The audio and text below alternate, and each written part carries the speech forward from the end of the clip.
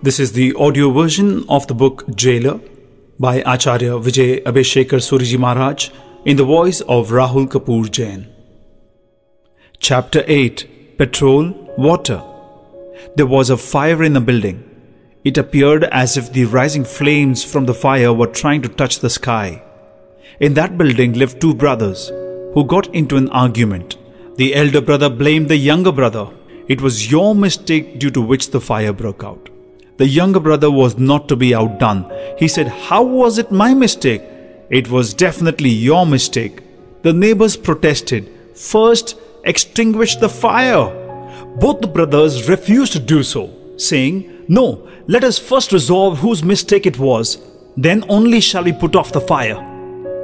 What should we call the brothers? Sane or insane? Where is the question? Both are mad because by the time it would be decided whose mistake it was, everything would be reduced to ashes. Then how would it matter whether one could conclude as to whose mistake it was? This fact suggests that the first duty is not to ascertain who erred. It is to put out the fire. The learned say that just as the fire can break out in the building, there can be fire of anger in one's soul. When such a fire breaks out, our first duty is to put an end to it. It is inopportune to say, "At that time, you abused me, so I retaliated with anger," in order to decide whose folly it was. Fire can be extinguished by sprinkling water over it. By fueling it with petrol, it becomes more inflamed. The same is true of the fire of anger. Which is that water which, when sprinkled, pacifies the fire of anger? And which is that petrol which stimulates the fire of anger? To summarize, what is it that acts as water for the fire of anger, and what is it that acts as petrol? Audience, forgiveness, equanimity is the water. Speaker, no, this is only the outcome. Pacification of anger itself is forgiveness or even-mindedness. But which water, when sprinkled, eases the agitation of anger? Acceptance of one's mistakes acts as water for the fire of anger, whereas blaming someone for the mistakes acts as petrol. All the leaders from different fields had called a meeting to which even you were invited. You had decided to wear your brand new white clothes. Since you were running late, you needed to hurry up. You asked the servant, "Put my handkerchief, wallet and pen in the pocket of my trouser." He did what he was told.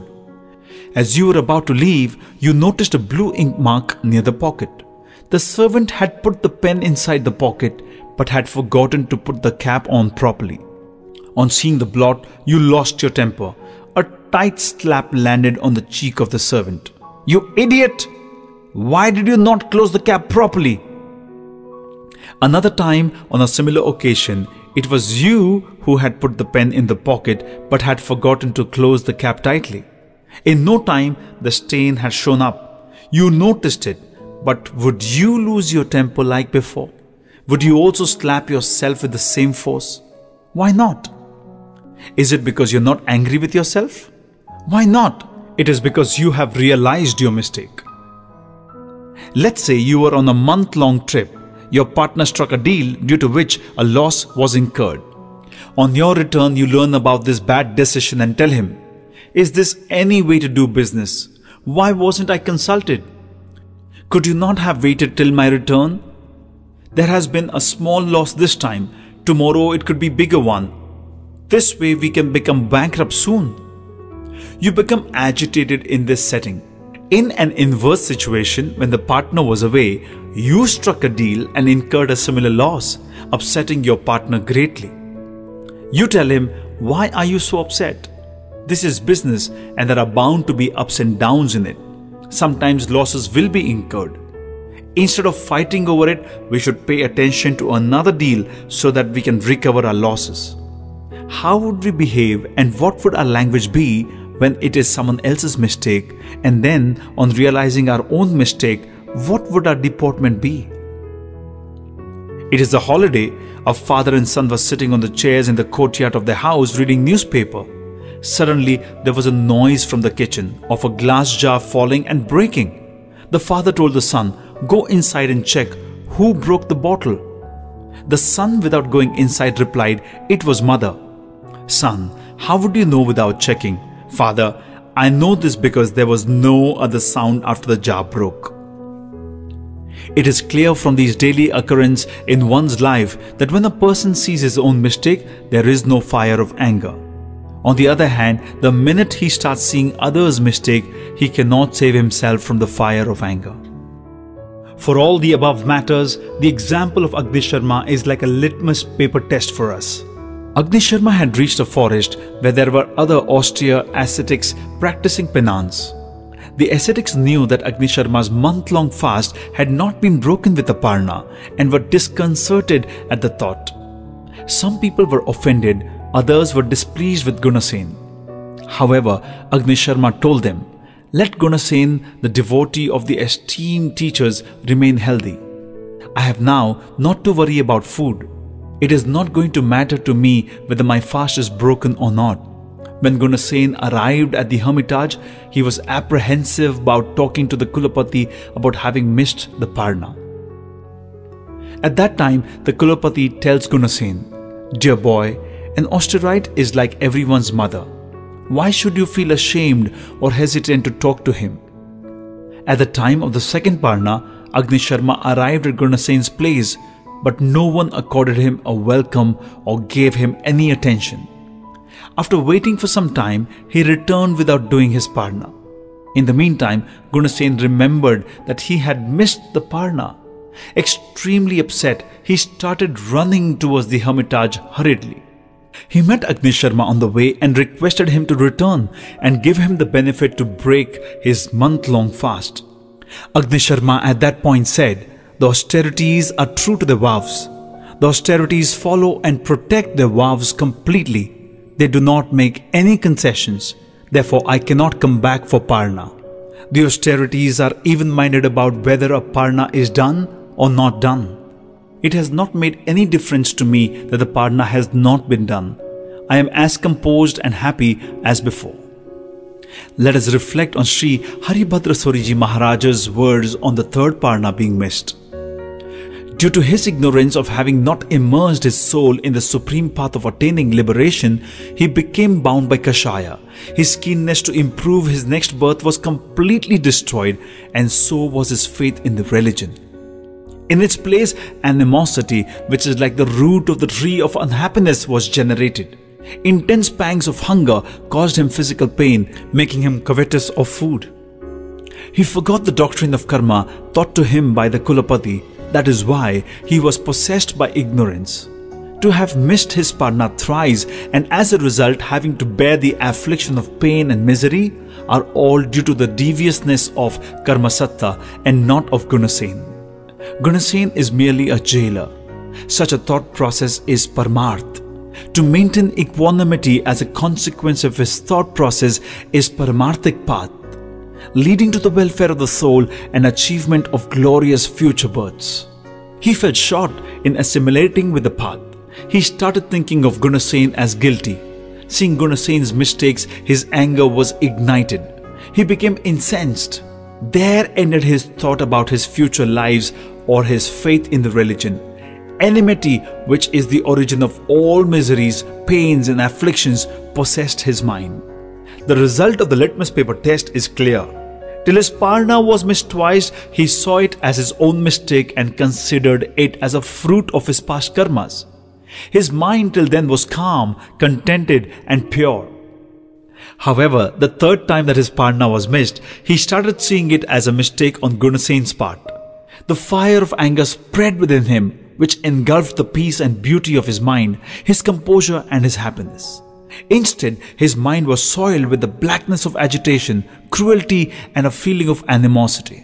The virtuous souls of Love and Kush were developing as fetuses in a womb of Mahasati Sita, as an effect of which Sitaji had keen desires like enforcing Amari Pravartan in the kingdom, having grand devotional festivals, doing Supatradhan and undertaking pilgrimages. All these desires except for one, for going on a pilgrimage, had been fulfilled by Ramchandraji. In the meantime, people were blaming Sitaji. How could Sitaji's morality have remained unblemished since she had stayed at Ravana's place for such a long time? How long does it take for the gossip of such kind to spread like wildfire? When Ramchandraji heard of it, he decided to abandon Sitaji. He revealed his intention to the commander-in-chief of army, Kritantavadan. The chief prepared a chariot and requested Sitaji, "Devi, you have a desire to go on a pilgrimage. The chariot is ready for you, so kindly come and be seated."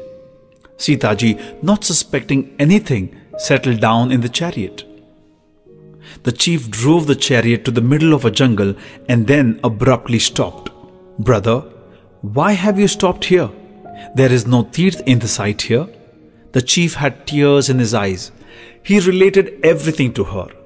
It was a very dense, uninhabited jungle. One could hear the roars of violent wild animals all around and creeping movements of poisonous snakes which could be heard. It was an uncertainty whether she would survive even one night in such a ruthless place. Sitaji was being abandoned to be all alone in the terrible jungle while she was pregnant. Who should be consoling whom? Should the chief be consoling Sitaji, or should Sitaji be consoling the chief?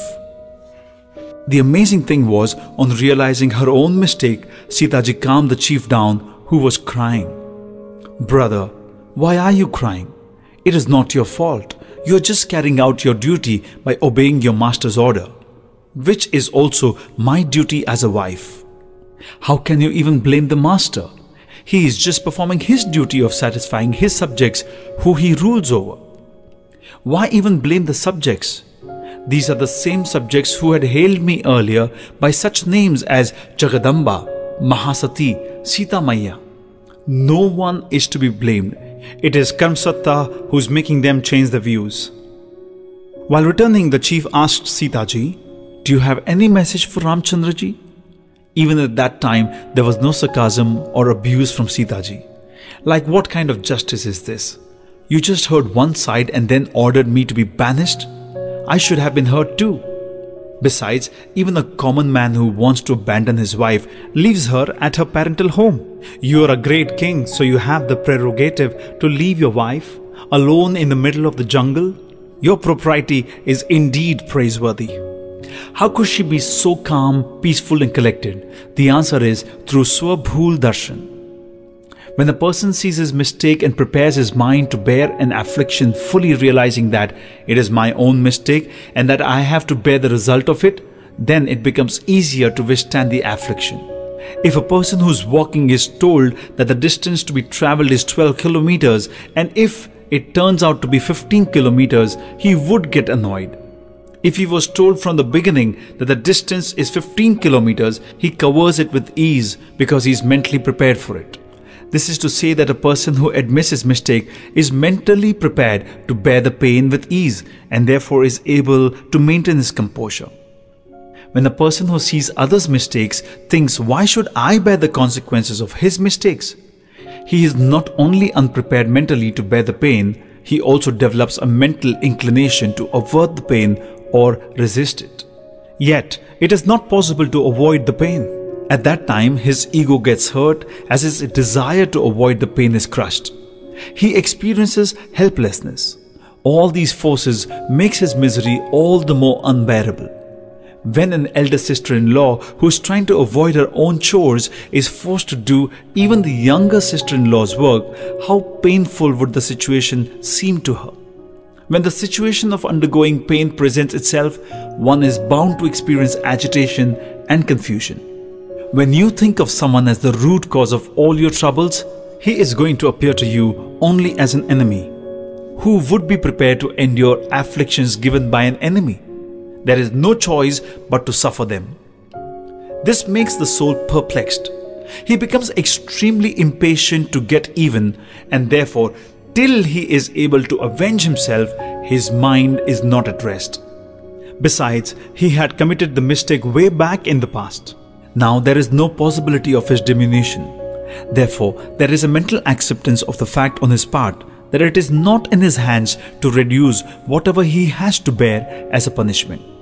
However, to a person who sees someone else as a perpetrator of his difficulties, the other person's present deeds in the form of a strange word or behavior only seems as a root cause of his afflictions. He believes that if these strange deeds stop, his afflictions would also lessen. His desire to see his afflictions reduced also prompts him to make an attempt in that direction. However, the other person does not relent, as the consequence of which his troubles continue. This situation becomes intolerable for him, and he starts considering the other person more wicked. His ego is hurt. His aim is only to see his pain alleviated. So when the pain starts becoming more intense instead of getting mild, it appears to be more and more unbearable. For all these reasons, his mind always remains angry. Sita ji always saw the fault of her own karmas. Therefore, she was absolutely calm and composed. She did not feel either displeasure or anger towards Ramchandra ji. Is the gain of seeing his own faults any less grand that we would be foolish to see others' faults at its cost? She sends a beautiful message to Ramchandra ji. O Master, you have forsaken me listening to people's hearsay. It does not matter. You will find a better life partner than me. Also, there is no dictum that your liberation will be withheld. These are people after all. Tomorrow they may start slandering the Jain religion. Kindly do not forsake Jain religion by listening to them, because there is no other religion which is superior than or even equal to it. By abandoning it, the attainment of your liberation will definitely be obstructed. What magnanimous words! There was not a single word of complaint, sarcasm or abuse. Don't we all desire such composure of mind? Mungi Bain lived in the area of Shahpur in Ahmedabad. She had tremendous faith in Babji Maharaj. She would put a morsel of food in the mouth only after paying obeisance to him. If Babji Maharaj had already sat down to do a Bayasana during the austerity of Varshitab, he would show his hand from behind the curtain. Mungi Bain would respectfully bow to his hand. As for her fate, she was married to a young man who had no faith in the religion. She came to live in Borivali in Mumbai. The husband had a disregard for the religion. He would get very angry when Mungi Bain visited the temple, or if she did a Samaik or Swadhyay, he would beat her for it. So she would perform all the above in her husband's absence. She had studied 6 Karma Granths and Kammapayadi. She would even teach others. One afternoon she was reading the manuscript of Kammapayadi. Suddenly the children warned her by shouting, "Kaki, Kaka has arrived." She quickly tied up the 400-page manuscript in a piece of cloth and put it on a shelf when she became aware of his untimely arrival. Her husband had seen the whole thing. His anger touched the roof. Closing the door behind him, he shouted, "Is this what you do behind my back?" And he started beating her mercilessly. He abused her, spoke outrageous words, took out his rage on the religion and kept beating her over and over again. The children kept knocking on the door. "Open the door, otherwise we will break it." Yet he did not open it. Mungi Bain took refuge in Sri Harihant and her Gurudev in her heart. She knew it was not her husband's fault. He was not evil. It was her own karmas which were sinful. Therefore, there was no complaint or feeling of anger or offense on her part. The abuse and beating continued, and the terrible torture lasted for over an hour until he left for the office. However, before he left, he threw the transcript in a water tank. The neighbors came to check on her, but Mungi Bain was calm and composed, as if she had received only light slaps. When they looked for the manuscript in the water tank, they found it and were pleasantly surprised to see that not even the cloth in which it was wrapped had become wet. She had been beaten black and blue umpteen number of times without leaving any outward mark on her body. Yet she had nursed and taken care of her husband lovingly when he had contracted cancer at a later stage. One day he told her, "What should I call you? A wife, a mother, a goddess, a Bhagavati? I did not look back while torturing you. You never complained. On the contrary, you have always given me happiness. On my deathbed, what can I do to please you? If you're really pleased with me, then pardon the person living in room number 4 in our chawl, who you have quarrelled with. Tell him Michami Dukadam. Isn't Mungibain an infallible example of how a person who sees the fault of one's own karma can remain composed and on given occasion can propose a beneficial solution even to a person responsible for her miseries with a compassionate heart? A person who can see one's own fault does not even find this surprising. The reason is very clear. He perceives someone's appropriate behavior towards him as an act of kindness and develops an affection and affinity for the person, whereas he sees someone's unfavorable behavior only as a fruit of his demeritorious karmas. Hence, he does not feel an iota of enmity towards that person. He considers everyone as his friend and no one as his enemy. Then how can the feelings of anxiety, fear or worry come anywhere near him? The imagination that everyone around me is my friend and no one is my enemy is so delightful. The person who sees animosity in others' strange behavior themselves face harassment. Those who are able to see their faults stay calm and composed. This incident took place in Agra a few years ago. A widow worked hard to educate both her sons. Both got jobs in the bank and earned good salary, sustaining life with no problem. The widow had only one desire left, and that was to get both her sons married to daughters of rich businessmen so that they would get good dowry and their days would pass happily. Both the boys were so virtuous, respectful, set in their jobs and straightforward, so it was not impossible to have her desire fulfilled. The mother arranged her elder son's engagement with a girl from a well-to-do family. It was decided that the new daughter-in-law would bring in dowry of a determined amount with her. The mother had lived a very hard life and had not seen even a quarter of that amount at one time before. So for her, the thought that the daughter-in-law would bring such a large sum at one go was so exciting that she would slip into a golden world of dreams. Late Pujapad Gurudev Shri Bhuvan Bhanu Sureshwarji Maharaj Sahib describes Sansar in the following words. Sansar is that where many imagined and unimagined events occur. His words came true. There was a raid at the bride's home just before the marriage and the father incurred a loss.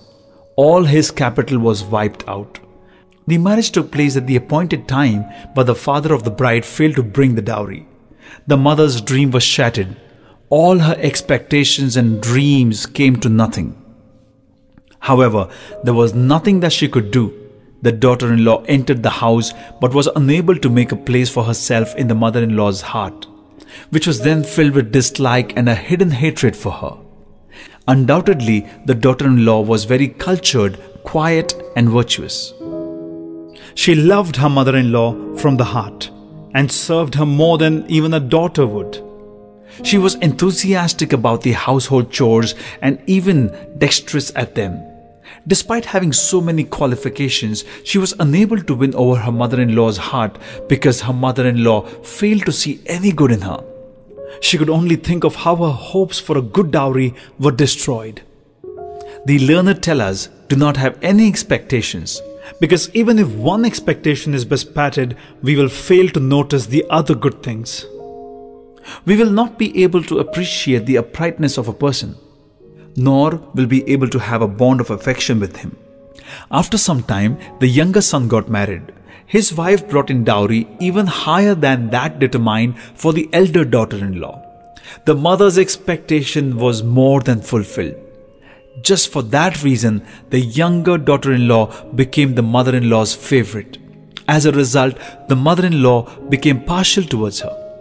From morning till evening, all the chores had to be done by the elder daughter-in-law. If she was resting for even a little while, she would be scolded. Why are you lying down? Clean the vessels. If her friends came to visit her, she would be insulted in their presence with bitter words and be told, send your friends away. They seem to have nothing better to do. If you keep gossiping, who will cook? As for the younger daughter-in-law, she had brought a large sum of money with her, so she was treated like a queen. All the important things which would bring honor to the family would be performed by her. If some auspicious function had to be attended, or if an invitation for 2 persons had been received, it was the younger couple which would be given the opportunity. The younger daughter-in-law's parental family was welcomed with much enthusiasm, but if the elder daughter-in-law's family visited, they were made to feel unwanted. Everyone could see this bias. However, the elder daughter-in-law was cultured and was well conversant with the science of karma and had imbibed it. She understood that what was happening was only due to her own evil karmas. Nothing untoward that happened in her life was attributed to her mother-in-law. She had devotion for her mother-in-law. Therefore, she did not feel belittled even when the mother-in-law made her perform unpleasant or burdensome tasks. Anand Ganji's averment that man sadhyo tene sagalo sadhyo, meaning a person who has attained self-discipline and control over his mind has attained everything, is proven by 100% here. Along with the elder daughter-in-law, even the elder son was being neglected. The mother was inclined to be partial to the younger son. The elder son started noticing this behavior. He had not absorbed the science of karma to be able to bear this partiality. The result, agitation and hatred occupied his mind. The reverence and respect he held for his mother disappeared. For the elder daughter-in-law, injustice was a daily occurrence. The elder son used to be vexed by this. At these instances, the elder daughter-in-law would pacify him.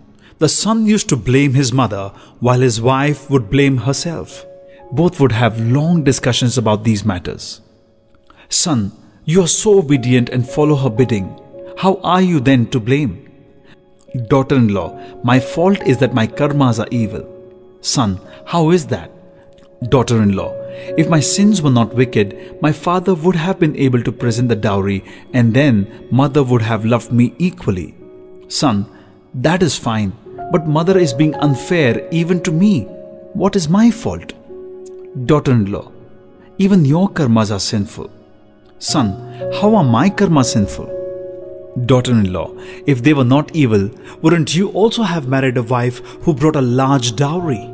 Yet, the husband was unable to imbibe in his heart his wife's convincing advice, and thus agitation and agony became his fate. One day, some sweetmeats were sent over to the house. The better ones were kept by the mother for the younger couple, whereas the ordinary ones were given to the elder daughter-in-law. The elder son could not bear this. He said, Mother, I have watched you being partial for a very long time. If you want to continue in the same manner, we will have to separate out. The elder daughter-in-law was appalled to hear this. She said, What are you saying? How can you talk about separating from the mother who bore you in a womb for 9 months, who raised you, educated you, and gave you good values? One must not think like this. On hearing this, the husband started thinking his wife received no appreciation from his mother, even after toiling all day. In fact, she had to bear all her abuses. On the other hand, mother never tired of lauding the younger daughter-in-law who lived like a queen. This was a daily occurrence, yet his wife's composure, keenness for work, and her reverence for his mother remained unchanged under any circumstance. He used to talk to her, Why do you bear all this? The wife would reply, Where am I bearing anything? All this comes naturally to me because I have adjusted myself. Why do only you have to adjust and not mother? This is because mother is our mother. Don't we have to adjust to her? This matter needs to be understood. The eyes do not have to adjust to the pain of spectacles. It is the other way around because 1. The eyes already existed, spectacles came later. 2. One does not choose the eyes, but one chooses the pair of spectacles. Similarly, 1. Your mother has been around right from your birth. The wife enters your life at a later stage. 2. You cannot choose your mother, but you can choose your wife. Therefore, the chosen wife has to conform to your mother. This means that it is the wife who has to change so as to fit in and not the mother. The wife was calm because she did not see the mother's fault and had learned from the golden motto of life, in any situation, learn to adapt. The husband became uneasy and restless, and therefore talked about separating, because he saw the mother's fault in everything. He himself failed to learn to adjust. The learned say, when an act is performed with a specific feeling, then that act becomes instrumental in intensifying that feeling. Time and again, the mother had shown inequality between the two sons, resulting in the elder son developing a dislike and disrespect for his mother in his heart. So when he again broached the topic of separating, the mother welcomed it. Despite the elder daughter-in-law's displeasure and disagreement, the house was partitioned. The mother started to live with a younger son and his wife. On the very first day, the younger daughter-in-law went in for a nap without cleaning the utensils. The mother told her, "First clean the utensils, then go to sleep later." "Mother, I am not used to doing it. I am going for a nap." Such chores used to be done by the elder daughter-in-law. That day, the mother had to do it. At 4 p.m., the daughter-in-law woke up and got ready to go out. "Beta, where are you going?" "To a friend's place." "But what about dinner?" "I am having dinner at my friend's place and your son has an office dinner to attend." "But what about me?"